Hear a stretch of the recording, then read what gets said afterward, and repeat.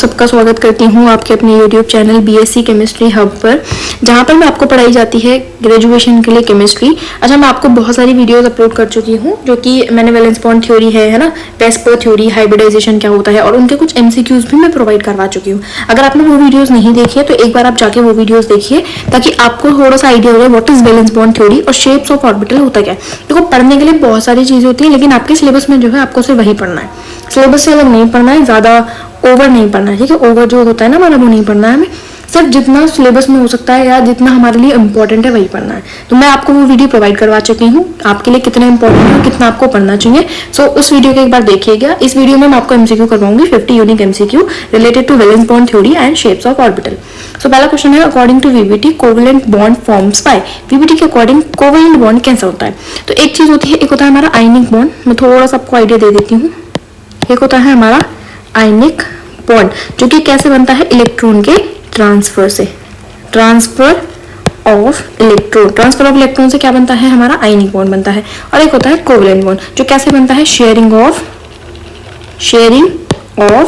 Electron, या फिर हम बोल सकते हैं ओवरलैपिंग से। जैसे आपने एटॉमिक ऑर्बिटल्स की ओवरलैप करवाई थी, तो same as it is sharing of electron से भी कोवेलेंट बॉन्ड की फॉर्मेशन होती है। तो ऑप्शन क्या होगा? Transfer of electron, no.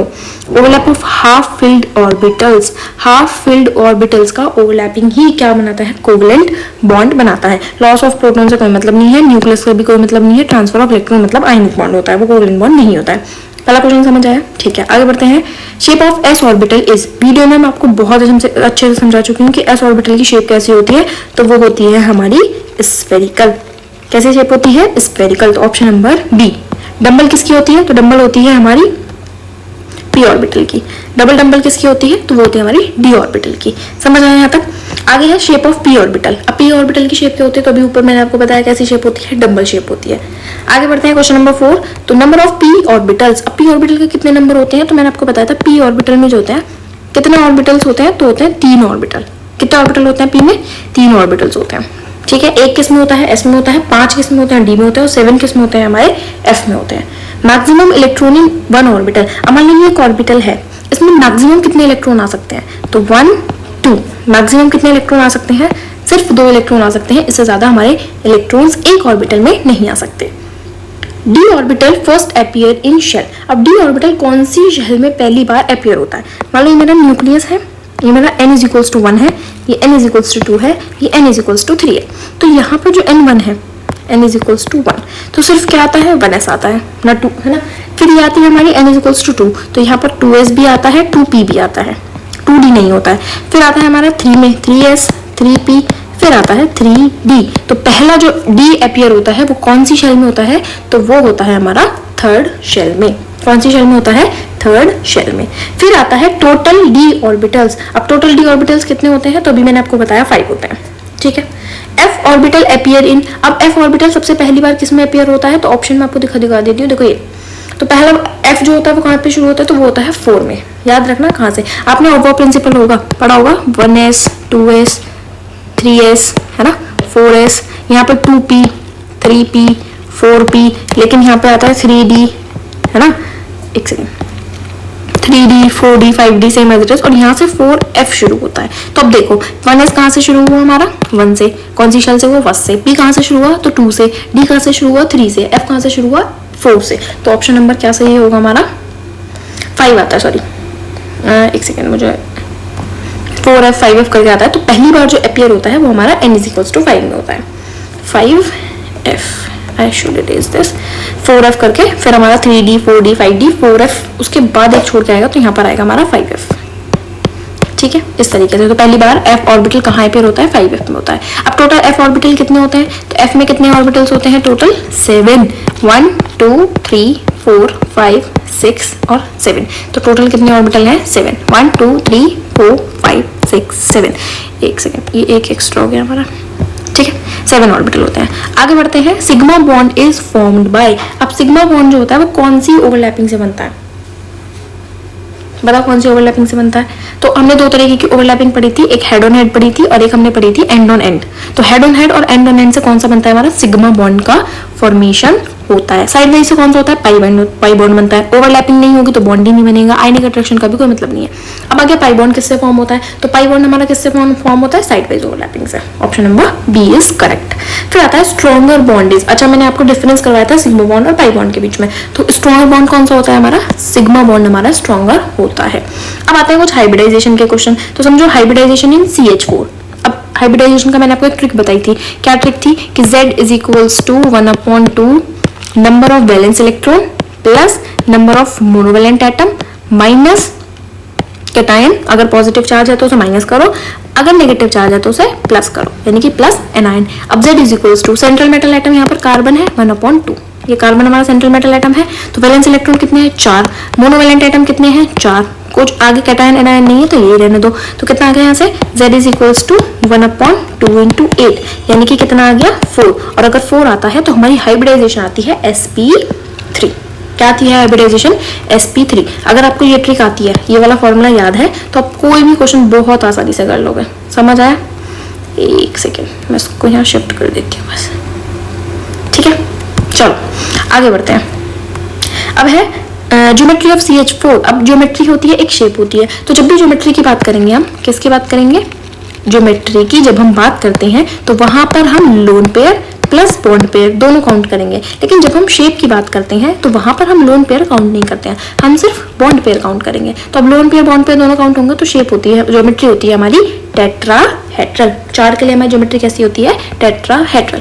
अब आता है BF3, hybridisation in BF3। Same as it is, Z निकालो, Z इज इक्वल्स टू आएगा 1/2। B मतलब बोरोन, बोरोन कितने पे आता है? 5 पे आता है। जब इलेक्ट्रॉनिक कॉन्फ़िगरेशन करोगे तो 2,3 आएगा, यानी कि वैलेंस इलेक्ट्रॉन है 3 प्लस मोनोवैलेंट एटम कितने हैं? 3। कोई चार्ज नहीं है तो ना माइनस करेंगे ना प्लस करेंगे, तो कितना आ गया? 1/2 into 6, यानी कि 3। और 3 का मतलब है हाइब्रिडाइजेशन क्या होती है 3 के में?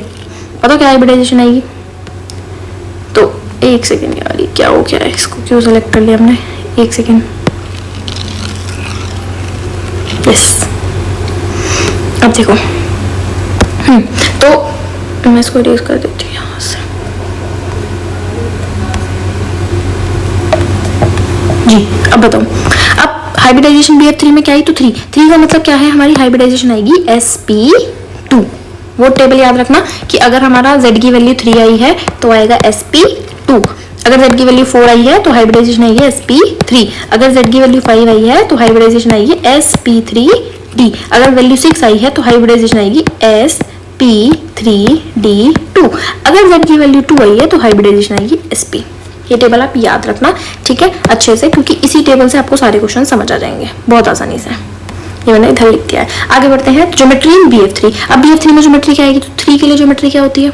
लीनियर किसके लिए होती है? तो लीनियर होती है 2 के लिए, ये भी नहीं होगा। पेंट ज्योमेट्री होती नहीं, वो शेप होती है। इसमें आएगा ट्राइगोनल प्लेनर, क्योंकि अभी हम टेट्राहेड्रल किसके लिए देख चुके हैं? टेट्राहेड्रल होता है 4 के लिए, तो ऑप्शन नंबर क्या हो गया हमारा? C। फिर आता है हाइब्रिडाइजेशन इन BeCl2। अब BeCl2 में हाइब्रिडाइजेशन निकालो, तो पहले सबसे पहले Z कैलकुलेट करो, Z इज इक्वल्स टू 1/2, है ना। अब मुझे वो बताओ कितने आएंगे इसमें? नंबर ऑफ वैलेंस इलेक्ट्रॉन कितने हैं? तो बेरिलियम कितने पे आता है हमारा? 4 पे आता है, तो नंबर ऑफ वैलेंस इलेक्ट्रॉन आ गए 2, और मोनोवैलेंट एटम भी कितने हैं? 2। जब डिवाइड करोगे तो कितना आ जाएगा? 2, यानी कि 2 के लिए हाइब्रिडाइजेशन आएगी हमारी sp। क्या हाइब्रिडाइजेशन आएगी? sp। फिर same as it is BeCl2 के लिए ज्योमेट्री बताओ, तो ज्योमेट्री क्या आएगी? लीनियर। 2 के लिए ज्योमेट्री कैसी होती है? लीनियर। समझ आया? टेट्राहेड्रल होती है 4 के लिए, ट्राइगोनल प्लेनर होती है 3 के लिए, और बेंटिक शेप होती है, ठीक है, वो ज्योमेट्री नहीं है। आगे बढ़ते हैं, हाइब्रिडाइजेशन इन NH3। अब आ गया NH3। NH3 में समझो, सबसे पहले Z कैलकुलेट करो, तो Z इज इक्वल्स टू आएगा 1/2। नंबर ऑफ वैलेंस इलेक्ट्रॉन कितने हैं? तो अमोनिया में होते हैं 5, जब आप निकालोगे तो 7 पे होता है, 2,5 आएगा, प्लस 3, क्योंकि मोनोवैलेंट एटम कितने हैं? 3 है, तो जब सॉल्व करेंगे तो कितना आएगा? 4, यानी कि हाइब्रिडाइजेशन हमारी क्या है? sp3। आंसर मत देखिएगा, पहले खुद से सॉल्व करो, अगर खुद से सॉल्व हो रहा है तो बहुत बढ़िया है, क्योंकि ज्यादा हार्ड नहीं है। अब शेप ऑफ NH3 की बात करो, तो मैंने आपको बताया था 4 है, तो शेप कैसी बननी चाहिए? टेट्राहेड्रल। लेकिन होती कैसे है? ये N होता है हमारा, एक हाइड्रोजन इधर होता है, एक हाइड्रोजन इधर होता है, एक हाइड्रोजन इधर होता है, क्योंकि 3 हाइड्रोजन है, और यहाँ पर एक होता है हमारा लोन पेयर। तो शेप में हम लोन पेयर को काउंट नहीं करते हैं, तो शेप कैसी हो जाती है इसकी? मैंने आपको बताया था पिरामिडल। कैसी शेप होती है? Trigonal pyramidal. समझ आया? क्योंकि प्लेनर तो ज्योमेट्री है, ये तो नहीं हो सकता, लीनियर भी नहीं है और बेंट भी नहीं है। लीनियर का मतलब ये होता है, बेंट का मतलब ये होता है, यहाँ पर एक पिरामिड टाइप बनता है। तो इसलिए शेप कैसी है हमारी, पिरामिडल। समझ आया, शेप में हम लोन पेयर को काउंट नहीं करते हैं। मैं पूछूं मुझे इसकी ज्योमेट्री बताओ, तो इसकी ज्योमेट्री क्या है, वो है हमारी टेट्राहेड्रल। समझ आया। अब आता है शेप ऑफ H2। H2 की शेप बताओ, तो H2 की शेप पहले कैसे बताओगे, पहले Z निकाल लो, हाइब्रिडाइजेशन कितनी आएगी, तो 1/2, ऑक्सीजन हमारा सेंट्रल मेटल एटम है, 6 + 2 यानी कि कितना आ गया 4, Z कितना आ गया 4, यानी कि हाइब्रिडाइजेशन कितनी होगी sp3। अगर हाइब्रिडाइजेशन sp3 है तो लोन पेयर कितने होंगे, लोन पेयर कैसे निकालते हैं, Z minus surrounding atom, Z की वैल्यू 4 है, सराउंडिंग एटम कितने हैं 2, तो लोन पेयर भी कितने आ गए हमारे 2 लोन पेयर आ गए। अब हमें बनानी है शेप, बताओ कैसे शेप बनाओगे, तो ये होता है हमारा ऑक्सीजन और 2 लोन पेयर होते हैं, तो इस वजह से थोड़ी सी शेप इस तरीके की हो जाती है। तो यहाँ से एक लोन पेयर आता है हमारा और यहाँ एक लोन पेयर आता है, जिसकी वजह से लोन पेयर को हम शेप में काउंट नहीं करेंगे, तो सिर्फ हमारी शेप रह जाती है बेंट। कैसी शेप रह जाती है, बेंट शेप, तो यानी कि ऑप्शन नंबर बी, इस तरीके की जो शेप बनती है। समझ आया ये, ठीक है आगे बढ़ते हैं। एक सेकेंड, एक सेकेंड अपने बस, एक सेकेंड दीजिए बस को, ठीक है अब ठीक है, समझ आया। H2O का मैं H2O पे ही कर देती हूँ यहाँ पर, समझ आया। अगर आपको ये PDF चाहिए तो मुझे कमेंट में बता देना, मैं आपको टेलीग्राम पर प्रोवाइड करा दूंगी। आगे बढ़ते हैं, लोन पेयर इन NH3। अब NH3 मैंने आपको डायग्राम बताया था, तो यहाँ पर लोन पेयर कितने आएंगे, तो आप देख सकते हैं एक लोन पेयर है। कितने लोन पेयर है, एक, ठीक है। बढ़ते हैं हम क्वेश्चन नंबर 23। तो 23 हमारा क्वेश्चन है, लोन पेयर इन O इन H2O। अब H2 जो हमने बनाया था, तो ऑक्सीजन पर कितने लोन पेयर है, यहाँ पर देखो कितने लोन पेयर है, एक बार चेक करो। तो यहाँ पर आपको दिख रहा होगा हमारे 2 लोन पेयर है, तो आंसर क्या आएगा हमारा 2। और लोन पेयर कैलकुलेट करने का मैंने आपको एक फॉर्मूला बताया था, क्या फॉर्मूला था बताएगा कोई मुझे, एक बार कमेंट सेक्शन में मुझे बताना कि लोन पेयर का फॉर्मूला होता क्या है, कैसे निकालते हैं हम लोन पेयर। अगर आपको Z पता है और आपको मोनोवैलेंट एटम पता है, बॉन्ड वाले एटम पता है, तो आप लोन पेयर कैसे निकालोगे। अब बताएं, VBT कैन नॉट एक्सप्लेन, तो VBT हमें क्या नहीं बता पाई थी। सबसे पहले VBT हमें बॉन्ड फॉर्मेशन के बारे में बता पाई थी, बिल्कुल बता पाई थी, है बताया तो ओवरलैपिंग होती है तभी तो बॉन्ड बनता है। सिग्मा बॉन्ड बताया था, pi bond sigma bond, overlapping के बारे में भी बात की थी, लेकिन वहां पर मैग्नेटिक प्रॉपर्टीज के बारे में कोई बात नहीं करी गई थी, जिसकी वजह से हमारा ऑप्शन नंबर बी सही हो जाता है। मैग्नेटिक प्रॉपर्टी मतलब डायमैग्नेटिक है, पैरामैग्नेटिक है, तो हमारा कौन सा ऑप्शन सही होगा, option number b, magnetic properties, paramagnetic diamagnetic nature हमें VBT ने नहीं बताया था। Question number 25, orbital with highest energy in the same shell. सबसे ज्यादा एनर्जी किसकी होती है, तो याद रखना सबसे ज्यादा एनर्जी जो होती है वो हमारी F ऑर्बिटल की होती है। किसकी होती है, सबसे कम S की, देन हमारी P की, फिर उसके बाद D, उसके बाद F, ठीक है। ऐसे हम एनर्जी निकालते हैं। अगर आपको N+L की वैल्यू पता चल जाती है, N मतलब क्वांटम नंबर्स, तो जहां पर N+L की वैल्यू ज्यादा होती है, जिसकी N+L की वैल्यू ज्यादा, उसकी एनर्जी भी ज्यादा होगी, ठीक है। लेकिन अगर आपकी किसी केस में N+L की वैल्यू जो है वो सेम आ जाए, क्या आ जाए, सेम, तो आप क्या देखोगे कि जिसकी N की वैल्यू ज्यादा होगी, जिसकी N की वैल्यू ज्यादा होगी उसकी एनर्जी भी ज्यादा होगी। एक केस हमारा ये बनता है, पहला कि अगर N+L की वैल्यू ज्यादा है तो एनर्जी भी ज्यादा होगी। लेकिन अगर किसी केस में N+L की वैल्यू सेम आ जाए तो हम क्या करेंगे, जिसकी N की वैल्यू ज्यादा होती है उसकी क्या देखते हैं, जिसकी N की वैल्यू ज्यादा उसकी एनर्जी भी ज्यादा। समझ आया, ठीक है आगे बढ़ते हैं। अब आता है हमारा क्वेश्चन नंबर 26, एंगुलर नोड्स इन p ऑर्बिटल। अब देखो नोड्स दो तरीके के होते हैं। नोड का मतलब होता है जहां पर प्रोबेबिलिटी डेंसिटी 0 होती है। अब प्रोबेबिलिटी डेंसिटी क्या होती है, तो होता है हमारा साई स्क्वायर, और साई स्क्वायर का मतलब होता है कि इलेक्ट्रॉन हमें नहीं मिलेगा। ये 11th का पार्ट है, थोड़ा सा जरूरत नहीं है एंगुलर नोड्स वगैरह, लेकिन फिर भी समझा देती हूँ कि जहां पर हमें कोई भी इलेक्ट्रॉन्स ना मिले, जहां कोई भी इलेक्ट्रॉन नहीं मिलता उसे बोलते हैं हम psi square is equals to 0। जब psi square is equals to 0 हो जाता है तो मतलब वहां पर कोई इलेक्ट्रॉन नहीं मिलेगा, मतलब प्रोबेबिलिटी डेंसिटी 0 है। अब इसको बोलते हैं नोड। नोड में होता है कि जिस जगह पर हमें कोई इलेक्ट्रॉन नहीं मिल रहा है तो उसको बोलेंगे नोड। अब नोड दो तरीके के होते हैं, एक रेडियल नोड होते हैं, एक एंगुलर नोड्स होते हैं। तो एंगुलर नोड की वैल्यू जो होती है वो L के बराबर होती है। किसके बराबर होती है, L के बराबर। और जो रेडियल नोड्स होते हैं, एंगुलर नोड्स मतलब L और रेडियल नोड्स का मतलब होता है एक second N minus L minus 1। Angular nodes होते हैं L। अब P के लिए L की वैल्यू कितनी होती है, तो 1 होती है, ऑब्वियसली सबको पता है। तो यानी कि कितना आ गया 1। Same as it is angular nodes in d orbital. तो एंगुलर नोड होते किसके बराबर हैं, L के बराबर होते हैं। तो बताओ एंगुलर नोड की कितनी होगी वैल्यू, 2 होगी। समझ आया यहाँ तक सबको। मैं उसको थोड़ा सा ना, नोड पता चला। नोड का मतलब क्या होता है, नोड का मतलब होता है कि हमें कहीं वहां उस जगह पर कोई इलेक्ट्रॉन ना मिल रहा हो तो उस जगह को बोलते हैं नोड। दो तरीके के होते हैं, एंगुलर नोड और radial node. Total orbital in P subshell. फिर से वही आ गया, पी सबशेल में कितने होते हैं, तो आप सबको पता है 3 होते हैं, ठीक है, 1 किस में होता है तो S में होता है, 5 किस में होता है D में होता है, 7 किस में होता है F में होता है। टोटल ऑर्बिटल इन D सबशेल, फिर से वही क्वेश्चन आया, देखो D सबशेल में कितने होता है ऑर्बिटल होता है, 5 होते हैं। मैक्सिमम इलेक्ट्रॉन इन P सबशेल, अब P सबशेल देखो, P सबशेल में 3 ऑर्बिटल बनते हैं, मैक्सिमम इलेक्ट्रॉन कितने भर सकते हो, 1 2 3 4 5 6, तो मैक्सिमम कितने इलेक्ट्रॉन भर सकते हो, 6 इलेक्ट्रॉन तुम भर सकते हो, 6 से ज्यादा P में नहीं भर सकते। Maximum electron in D subshell, same as it is D के लिए बना लो, D में 5 बॉक्स बनते हैं हमारे, 1 2 3 4 5, तो 1 2 3 4 5 6 7 8 9 10, तो मैक्सिमम हम कितने इलेक्ट्रॉन फिल कर सकते हैं, 10 इलेक्ट्रॉन फिल कर सकते हैं। देखो मैं आपको सारी चीजें बताती चल रही हूँ, है ना। तो मैक्सिमम इलेक्ट्रॉन इन F सबशेल, अब F में 7 बनते हैं तो 7 2 14, मैक्सिमम इलेक्ट्रॉन हमारे कितने आ सकते हैं, 14 आ सकते हैं। अब क्वेश्चन नंबर 33 क्या है, ओवरलैप मस्ट बी, ओवरलैप कैसा होना चाहिए, कंप्लीट होना चाहिए, पार्शियल का मतलब आधा होना चाहिए, रैंडम होना चाहिए, किसी के साथ भी ओवरलैपिंग हो सकते हैं, नहीं। तो ओवरलैप कैसा होना चाहिए हमारा, इफेक्टिव, कैसा ओवरलैप होना चाहिए, इफेक्टिव। ठीक है, समझ आया यहाँ तक। आगे बढ़ते हैं क्वेश्चन नंबर 34। क्वेश्चन नंबर 34 क्या है, तो एंड टू एंड ओवरलैपिंग क्या बनाती है, एक एंड टू एंड होती है, मतलब हेड ऑन हेड, और एंड टू एंड सेम ही होती है, तो वो क्या बनाते हैं, सिग्मा बॉन्ड बनाते हैं। साइड वाइज ओवरलैपिंग क्या बनाती है, तो वो पाई बॉन्ड बनाती है। ठीक है, आगे बढ़ते हैं। बॉन्ड लेंथ जनरली, अब बॉन्ड लेंथ जनरली कैसी होती है, तो पाई की ज्यादा होती है और सिग्मा की कम होती है। ठीक है, बॉन्ड लेंथ मतलब कि दो एटम है उनके बीच में डिस्टेंस जो है उसको बोलते हैं बॉन्ड लेंथ। ठीक है, तो सिग्मा की कम होती है और पाई की ज्यादा होती है।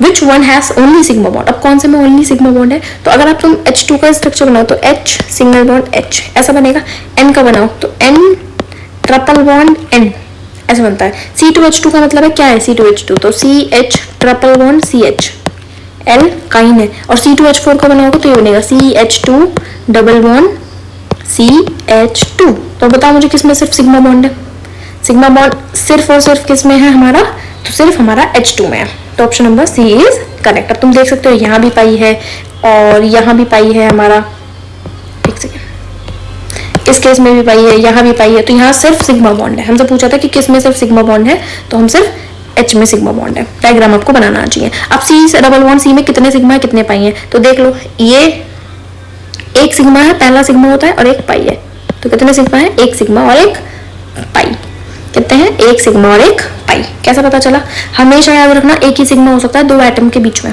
ठीक है, आगे बढ़ो। अब यहाँ बताओ, तो एक सिग्मा है दो पाई है, कैलकुलेट करके देख लेना, ये लिखा है C ट्रिपल बॉन्ड C।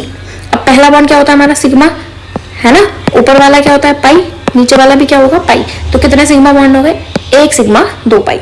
ठीक है, क्वेश्चन नंबर 40 है ऑर्बिटल ओरिएंटेशन इंपॉर्टेंट फॉर। अब ऑर्बिटल की ओरिएंटेशन क्यों इंपॉर्टेंट है, ओरिएंटेशन का मतलब होता है कि वो किस तरीके से रखे गए हैं, तो उनकी ओरिएंटेशन क्यों इंपॉर्टेंट है, ना तो आयनिक बॉन्ड बनाएंगे, ओवरलैपिंग से आयनिक बॉन्ड थोड़ी बनता है, मेटालिक बॉन्ड भी नहीं बनेगा, हाइड्रोजन बॉन्ड भी नहीं बनेगा, ओवरलैपिंग से बनता है हमारा कोवलेंट बॉन्ड, इसीलिए उनकी ओरिएंटेशन इंपॉर्टेंट होती है। ठीक है, अब मान लो मैंने 1s लिया ऐसे रखा, और मैंने P लिया जो कि मैंने कुछ इस तरीके से रखा, मान लो अगर मैं ऐसे कर दूं, अब बताओ ओवरलैपिंग होगी, बिल्कुल नहीं होगी। या तो तुम इसे ऐसे रखो और P को भी ऐसे रखो तो ओवरलैपिंग हो सकती है, यहाँ ओवरलैपिंग ही नहीं होगी, तो ओरिएंटेशन इंपॉर्टेंट होती है ओवरलैपिंग के लिए, और ओवरलैपिंग से क्या बनता है, कोवलेंट बॉन्ड बनता है, तो इसलिए ऑप्शन क्या होगा हमारा, covalent bond. Hybrid orbitals are, अब हाइब्रिड ऑर्बिटल्स क्या होते हैं, तो हमें पता है कि जितने एटॉमिक ऑर्बिटल मिलते हैं, मान लो दो एटॉमिक ऑर्बिटल मिले तो दो ही हाइब्रिड ऑर्बिटल बनेंगे, हाइब्रिडाइजेशन में हमें बताया था, तो यानी कि इक्विवेलेंट, प्योर का मतलब नहीं है, इमेजिनरी का कोई मतलब नहीं है, इक्विवेलेंट मतलब इक्वल, जितने एटॉमिक ऑर्बिटल मिले हैं उतने ही हाइब्रिड ऑर्बिटल बनेंगे। Question number 42 sp hybrid orbitals are. अब sp में हाइब्रिड ऑर्बिटल कितने हैं, तो एक ऐसा है एक p है, एक ऐसा है और एक p है, तो दो हाइब्रिड ऑर्बिटल बने हैं, है ना। sp2 में कितने हाइब्रिड ऑर्बिटल है, तो एक ऐसा है और दो p है, तो तब जाके हमारा क्या बना है, sp2 बना है, यानी कि 3 हाइब्रिड ऑर्बिटल है। फिर sp3 में कितने हाइब्रिड ऑर्बिटल है, तो sp3 में हमारे 4 हाइब्रिड ऑर्बिटल है। Dumbbell orbital belongs to, dumbbell shape किसकी होती है, तो डम्बल शेप होती है हमारी p की, s की कैसी होती है स्फेरिकल, d की कैसी होती है हमारी डबल डम्बल। ठीक है, फिर आता है क्लोवर लीफ बिलोंग्स टू। अब क्लोवर लीफ शेप जो होती है वो DZ² की होती है, क्लोवर लीफ की तरह। ठीक है, तो उसको बोलते हैं डी में मिलती है, वो में कहाँ मिलती है, डी में। विच बॉन्ड अलाउज फ्री रोटेशन, अब कौन सा बॉन्ड फ्री रोटेशन अलाउ करता है, फ्री रोटेशन का मतलब है इजिली रिएक्शंस करवा सकते हैं, है ना। फ्री बॉन्ड रोटेशन मतलब कि तुम उसे किसी भी तरीके से अरेंज कर सकते हो, तो ऑप्शन नंबर आएगा हमारा सिग्मा बॉन्ड, यानी कि एक ही sigma, single bond. Pi bond restrict, pi bond क्या रेस्ट्रिक्ट कर देता है, तो जो सिग्मा बॉन्ड करवा देता है वो पाई बॉन्ड नहीं करने देता, यानी कि रोटेशन, वो फ्री रोटेशन नहीं करने देता है इलेक्ट्रॉन्स को या एटम्स को। लास्ट क्वेश्चन है हमारा 49, orbitals overlap is maximum in, सबसे ज्यादा ऑर्बिटल्स की ओवरलैपिंग मैक्सिमम कहाँ पे होती है, तो वो होती है हमारी सिग्मा बॉन्ड में, क्योंकि आप देख सकते हो एक सिग्मा मतलब जब दो एसएस मिलते हैं तो मैक्सिमम एक्सटेंट तक मिलते हैं यहाँ, ठीक है, तब जाके हमारा क्या बनता है, सिग्मा बॉन्ड बनता है। और पाई बॉन्ड कैसे बनता है, तो पाई बॉन्ड हमारा बनता है ऐसे साइड वाइज ओवरलैपिंग से, और साइड वाइज ओवरलैपिंग में हमारा इतना ज्यादा एक्सटेंट तक ओवरलैपिंग नहीं होता है, ठीक है, तो इसलिए मैक्सिमम जो ओवरलैपिंग होती है ऑर्बिटल्स की वो एस में होती है, यानी कि सिग्मा में होती है। VBT was proposed mainly by, VBT जो थी वो किसने दी थी, तो हिटलर एंड लंदन ने, किसने दी थी, हिटलर एंड लंदन ने। ये क्वेश्चन याद रखना इंपॉर्टेंट है, लिख देती हूँ यहाँ पे इंपॉर्टेंट, हाँ, हिटलर एंड लंदन ने हमें वीबीटी प्रपोज की थी, लेकिन आगे पाउलिंग भी आते हैं, कुछ पाउलिंग के भी वो है हमारे, तो इसलिए पाउलिंग को भी लिखा जाता है। तो ये थे हमारे कुछ 50 क्वेश्चंस। आई होप कि आपको सबको समझ आया होगा। अगर कुछ आपको इस वीडियो में डाउट है या फिर किसी क्वेश्चन में आपको कुछ डाउट लगता है तो आप मुझे कॉमेंट सेक्शन में बताइएगा कि आपको ये डाउट था, ठीक है, कमेंट्स में मुझे बताइएगा कि ये दीदी हमारा डाउट था, मैं आपको उस डाउट को कमेंट में ही क्लियर करूंगी, या फिर मैं बता दूंगी कि ये डाउट था, उस पर वीडियो बना दूंगी, जैसे भी होगा, ठीक है। तो इस वीडियो में इतना ही, मिलते हैं नेक्स्ट वीडियो में। अगर आपको वीडियो पसंद आई हो तो लाइक करें, सब्सक्राइब करें, कमेंट करें। So thank you.